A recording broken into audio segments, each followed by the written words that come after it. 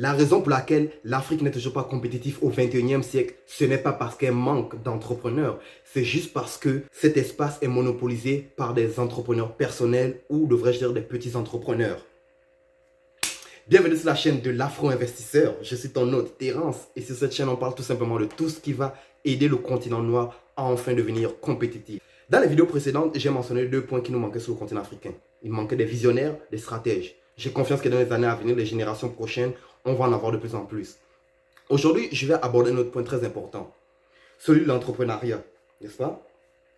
J'entends souvent dire, oh mais en Afrique, c'est beau, il fait chaud, ils sont riches, en Afrique ils ont beaucoup de ressources minières. Mais je ne les entends jamais parler de la fierté de nos compagnies.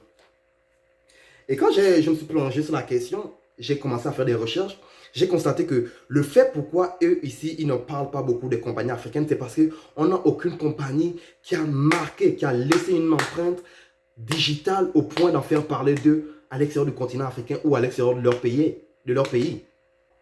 Quand tu prends, mettons, le cas de la France, je peux te donner le créateur de la compagnie Free, Xavier Niel.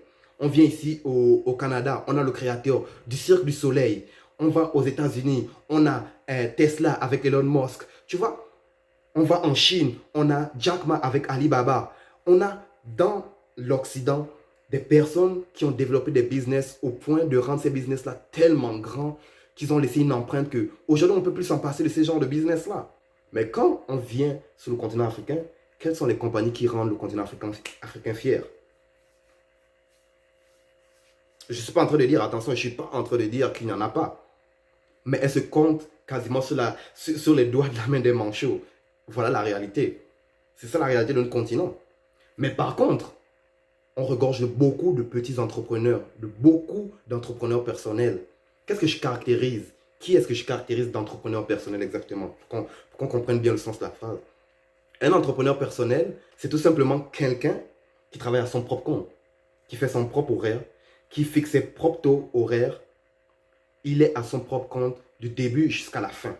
C'est une très bonne chose parce que c'est de cette façon que ces petits entrepreneurs-là, avec une longue vision, avec une bonne stratégie, pourront dans les années à venir devenir des business qui vont nous rendre fiers.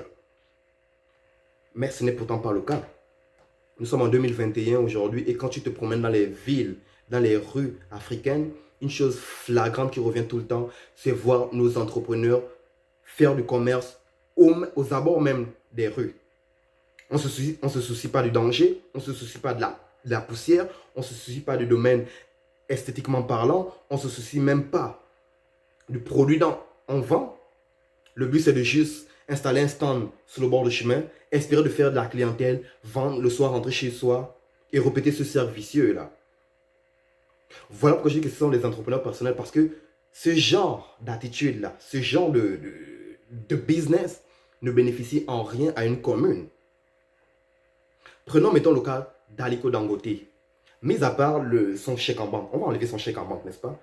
Hypothétiquement parlant, enlevons son chèque en banque.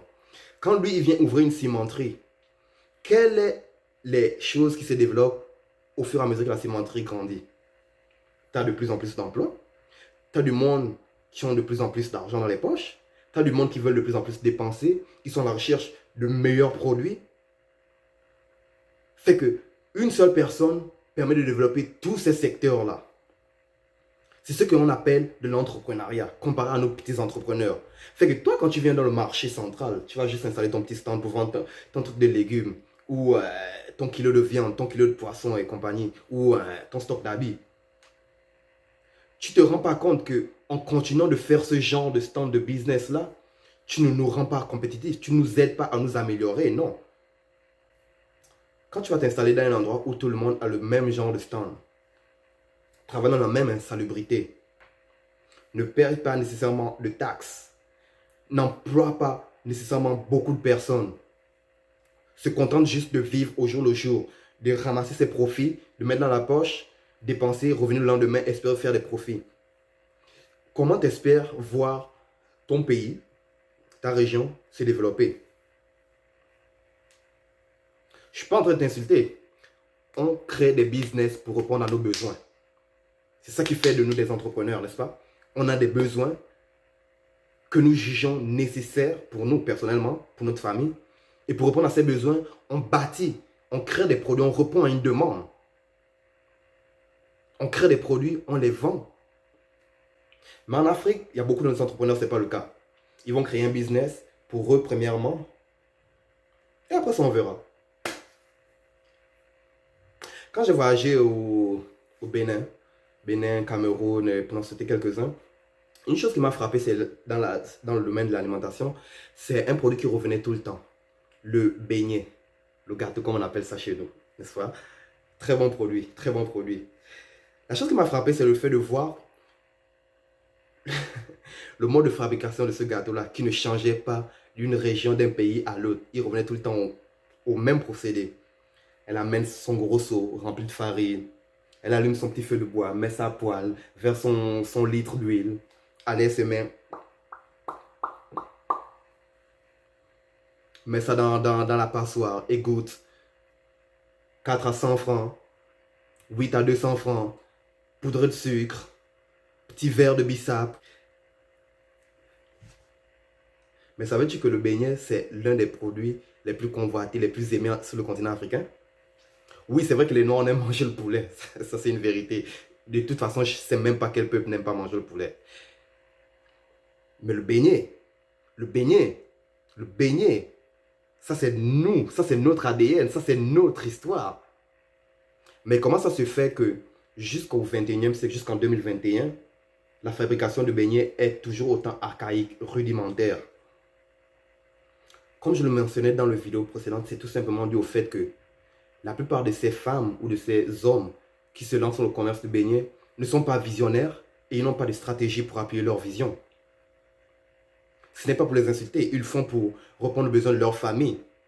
Parce que oui, la réalité de l'Afrique, c'est qu'il y a beaucoup de corruption. Et avec la corruption, il y a beaucoup de misère. Il y a beaucoup de personnes qui sont hautement diplômées, qui n'ont pas de salaire. Alors ces personnes doivent souvent se remettre à ce genre de business pour subvenir à leurs besoins. Fait que souvent, quand ils se lancent dans ce genre de business, ils n'ont pas nécessairement les compétences adéquates pour lancer ce genre de business-là. Parce qu'ils le font juste pour sortir de la misère de tous les jours. Ils n'ont pas la vision que ce genre de produit pourrait devenir dans l'avenir. Mettons ici au Canada, on a des compagnies telles que Tim Hortons, Dunkin' Donuts, Krispy Kreme. Ils se sont spécialisés dans la fabrication de beignets. Le produit que nous, on adore sur notre continent là. Eux ici, ils en ont fait quelque chose de luxueux. Et quand je dis luxueux, il ne faut pas croire que c'est dans des petites boîtes en or et tout. Non, on va pas. C'est pas de ce côté-là. Non, quand je dis luxueux, c'est la présentation dont ils en font. Ce beignet là. Tu te sens, tu vois ce produit là comme un produit luxueux. Il est mis en valeur dans des vitrines propres. Il est emboîté dans des packages propres, dans des boîtes propres. Le monde qui sert ce produit-là ont une esthétique. Ils ont un uniforme, ils sont propres et tout. Tout est fait de façon stratégique à faire sentir le client important que quand il achète ce beignet-là, ici on appelle ça le donut, quand il achète ce donut-là, il puisse le savourer à sa juste valeur. Mais chez nous, qu'est-ce qu'on fait? On va juste se contenter du minimum. On va faire le feu de bois, on va mettre la poêle, on va mettre les gâteaux et le monde va juste rouler. Dans le quartier où j'ai grandi, au Gabon, il y a une femme qui faisait les gâteaux dans ma jeunesse et tout. Je suis toujours jeune. Quand j'étais plus jeune, je veux dire. Jusqu'à présent, 15 ans plus tard, elle est toujours dans le même endroit. Avec le même procédé. Mais je te garantis que sa clientèle, elle, par contre, elle a augmenté de façon exponentielle. Parce que du temps où j'y étais à aujourd'hui, le quartier a connu une démographique, comment dire, une croissance exponentielle. Là. Le monde a commencé à construire à gauche, à droite, comme je parlais dans la vidéo précédente de stratégie et tout. Tu verras le quartier aujourd'hui, le monde a construit de façon anarchique. Mais il y a de la population, ce qui veut dire que son produit est devenu de plus en plus en demande.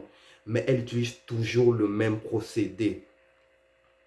Oui, c'est vrai que nos gouvernements ne font pas assez pour nous, oui. Mais toi, en tant qu'entrepreneur, c'est triste à dire, mais souvent, eux, ils ne se considèrent même pas comme entrepreneurs. Je ne sais même pas si eux, ils savent c'est quoi le mot entrepreneur. Mais en tant qu'entrepreneur, petit entrepreneur que toi, tu es, qu'est-ce qui t'empêche de rendre le beignet plus esthétique? Qu'est-ce qui t'empêche de rendre le beignet plus sexy? C'est un produit qui est déjà en demande. Il n'y a plus grand-chose à réinventer, là. Mais qu'est-ce qui t'empêche?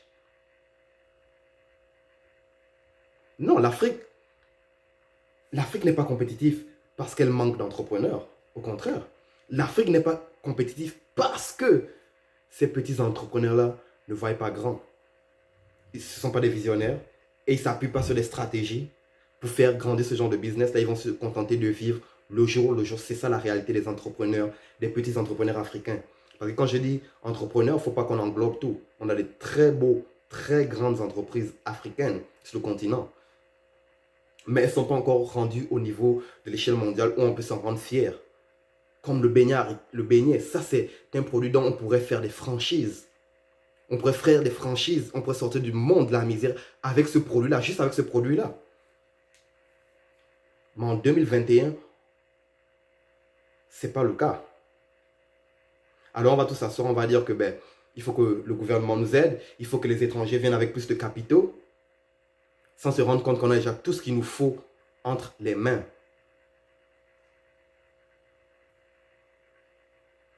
La raison pour laquelle on n'avance pas dans le domaine de l'entrepreneuriat dans beaucoup de pays africains, c'est pas parce qu'il nous manque des choses, c'est parce qu'on ne réalise pas que ce qui nous manque est en fait devant nous.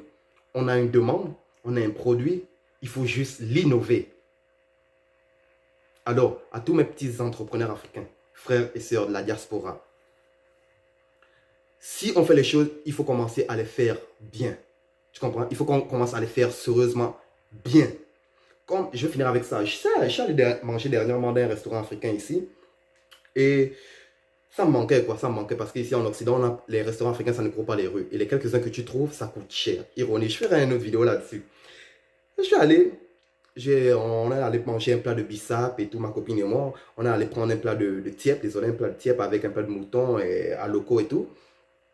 La première chose qui m'a frappé en rentrant dans son business, c'était même pas son menu, c'était le décor de son restaurant. Le décor avait plus l'air d'une scène d'un film d'horreur que celle d'un restaurant. Je comprenais pas là. Je comprenais pas. Et je suis même pas allé dans la cuisine là. Je suis même pas allé dans la cuisine là. Et qui tenait ce business là? C'était une sœur qui venait d'Haïti. Mais j'étais comme, mais à un moment donné, peut-on faire les choses sérieusement? Qu'est-ce que ça prend pour qu'on commence à faire les choses de la bonne façon? On ne peut plus continuer à vivre de même et espérer que ça change là. On ne peut plus. Qu'est-ce que ça prend? Tu ne peux pas avoir ce genre de business là et espérer compétitionner avec d'autres business qui ont une meilleure visibilité. Ça ne marche pas comme ça. Parce que même quand j'ai demandé, il paraît que le trafic ne roule pas aussi souvent qu'il devrait. Et pourtant ici, dans la ville de Montréal, au Canada ici, la nourriture africaine, elle est très en demande, elle est très convoitée, elle est très appréciée. Mais elle ne fait pas des profits à sa juste valeur. Pourquoi? Parce que son business, c'est juste quelque chose pour subvenir à ses besoins. Elle ne voit pas comment ce business-là pourrait devenir dans le futur avec plus de travail, plus d'investissement. Oui, c'est vrai que les banques ne nous donnent pas des investissements et tout. Oui, c'est vrai qu'on n'a pas beaucoup d'investisseurs personnels. Oui, c'est vrai que le gouvernement ne bâtit pas les infrastructures. Mais à un moment donné, toi, qu'est-ce que tu fais? Tu ne peux pas construire ce genre de choses et espérer attirer du monde. Ça ne marche pas comme ça. Je ferai une vidéo où je vais vous amener dans un Tim Hortons. Vous allez voir exactement ça ressemble à quoi un Tim Hortons. Ça ne demande pas beaucoup pour le construire sur notre continent. Ça n'en demande pas beaucoup. Ma mère me disait une fois, elle m'a toujours dit, c'est Terence, on peut vivre dans une bicoque. On peut vivre dans une maison en tôle, qui est sur le point de tomber. De l'extérieur, le bon vont voir ça, ils vont faire, oh pitié. Mais ce qui compte, c'est la propreté des lieux une fois que le monde va rentrer à l'intérieur. La propreté des lieux. La plupart de nos entrepreneurs ne savent même pas comment entretenir leur propre business, leur propre gagne-pain. Ils ne savent pas. On ne devient pas compétitif comme ça. L'Afrique regorge de ressources minières, autant qu'elle regorge de ressources intellectuelles. Il faut qu'on arrête ça. Il faut qu'on arrête, il faut que ça change. Il faut que ça change. Il faut que ça change. Mais hey, j'en dirai pas plus. je te laisse et je vais venir dans le prochain vidéo avec plus de contenu, avec d'autres sujets épineux pour certains, mais qui vont aider le continent à grandir, je te le promets, parce qu'on va tous y mettre. Si tu as aimé, laisse ton commentaire dans la vidéo. Si tu n'as pas aimé, peut-être que tu vas aimer le prochain vidéo, il n'y a pas de problème là-dessus, mais s'il te plaît, abonne-toi, appuie sur la cloche de notification pour être avisé aussitôt que le prochain vidéo va être en ligne, parce qu'on va encore parler de notre sujet épineux, mais qui va aider notre continent à grandir. À la prochaine, c'était l'Afro Investisseur. Bye.